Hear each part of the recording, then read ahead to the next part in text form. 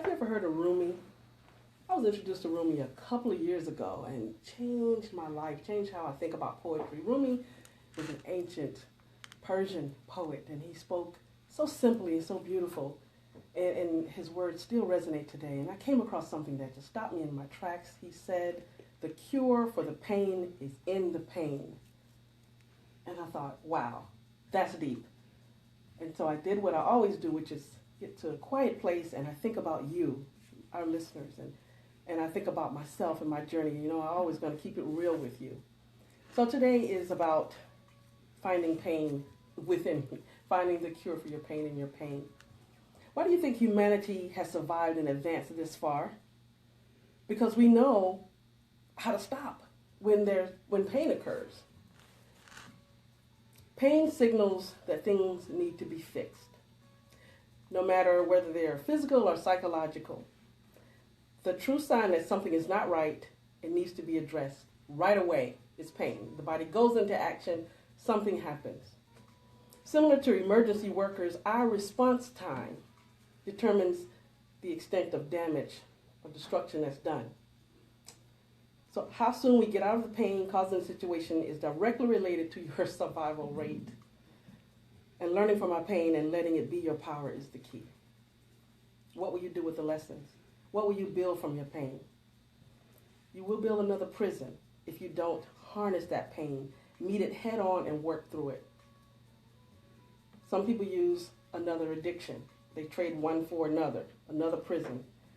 But if you run from the pain, seeking to numb it, you're only going to cause yourself more problems. So then what do? We're in this paradox, okay? Most of us choose the numbing option because it's safe. Let's just medicate this, let's numb it, let's move on, let's blame somebody else, etc. It wasn't me, it was him, it was her. Let me replace the pain with a temporary solution, a Band-Aid. I've got to keep moving here. I got to make a living. I got to raise my kids. I got to run my business. Fill in the blanks, whatever excuses we have for that situation. And we've all done it. Not name, finger pointing or anything. I'm talking, two things are going on here. One, I'm talking to someone who needs to hear this. And the other thing is I'm talking to myself. I know that in the middle of my painful experiences is when I learned the most about myself. I actually, in a weird kind of way, respected myself more once I got myself clear. Because had I had the money, I'd have did the old 1-2 genie, right? Blink my eyes and twinkle my nose or something and I'm somewhere else. But I didn't have that option. Baby, I had to climb out of that one shovel full of dirt at a time. And in the midst of all of that sweat and blood and tears that I was pouring into getting out, getting myself clear, getting my nose clear so that I can get some fresh air, I built up muscles, learned about myself. I learned that we can survive when we are forced to face our worst fears. I learned that we have so much beauty in our pain, especially when we express it, not bottle it up as if we have superpowers that will absorb the implosion. I experienced this truth when I started doing gym yoga a few years ago. I had no clue about yoga, and I saw it only as a safe way to exercise after an accident. But I learned so much about nature, the body, and stillness through the practice of yoga. My very first lesson I learned that day was simply, the instructor said that in yoga, like life, pain signals when to stop. So if we're doing a movement and you feel pain, you stop. You don't try to do what someone else does. You stop. That's not right for you. That's the extent that you can go right now. And she said that mirrors life. I don't remember much else after that because that hit me like a lightning bolt. And even within that moment, I started to go within to finding where this needed to be placed because this was something important, something I needed to know. So I would handle pain, handle that yoga session like I would in life and stop whatever is causing the pain. So simple but so wise. And you know that's power. That's power. That means that I have a measure of control. Now take that back to your situations where you feel out of control. You have the control. You have the power. And your pain is your guiding factor. I came from a background where almost nothing was in my control. And having been in a position of being controlled and feeling helpless, I really succumbed to a victim's mentality. And I wasn't so aware, nowhere near where I am now, I can say.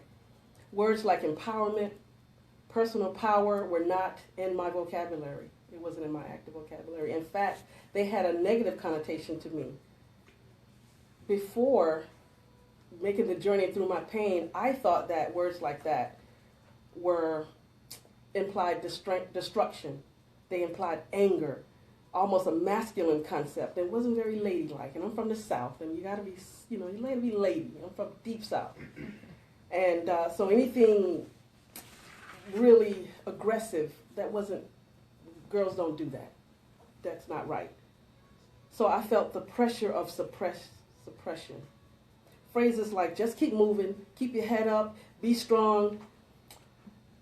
They kept coming up whenever I would seek help or when I would speak to someone about a solution, and I couldn't suppress anymore. I couldn't ignore anymore. I wouldn't lock my feelings of discontent away anymore. I was either going to implode or explode.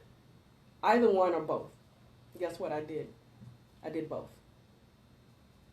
I'd been existing in a state of rage that was so intense that it looked like I was calm. I wasn't calm. I had been doing everything in my life as a passive-aggressive person because that's the role I accepted. It was laid out for me, and it was easy. It caused other people around me to function better if I was passive-aggressive, and so I accepted that role. But I'm not passive. I appeared quiet, almost docile. I am not quiet or docile. Inside, the storm raged. I had no outlet. I'd gotten fully engaged in a life of helping others and raising a family that was slowly coming apart at the seams while I was desperately trying to hold it together, alone, futile. It all came crashing down, along with my resolve to be a hero to save everyone at the risk of myself. And now, in the middle of my life, I'm finding release through writing, through speaking, through talking to you every Tuesday. And although I don't write nearly enough, I have at least found my words. I found the word no. I found the vocabulary. No to whatever doesn't feel right for me until I can find out what's right for me. I found sweet release in letting go of other people's perceptions, and I've been slowly introducing myself to myself without the context of this is how you are supposed to be, and I just let me be. Now, to others on the outside, that may seem odd, it may seem out of control, it may seem wrong. I can't worry about that any longer. You see, when you implode or explode, the fragments kind of find their way and settle, and through grace, I'm still here, just letting me be. We're going to talk about this more, and I'll end it with this quote by Rumi. Sorrow prepares you for joy. It violently sweeps everything out of your house so that new joy can find space to enter. It shakes the yellow leaves from the bow of your heart so that fresh green leaves can grow in their place. It pulls up the rotten roots so that new roots hidden beneath have room to grow.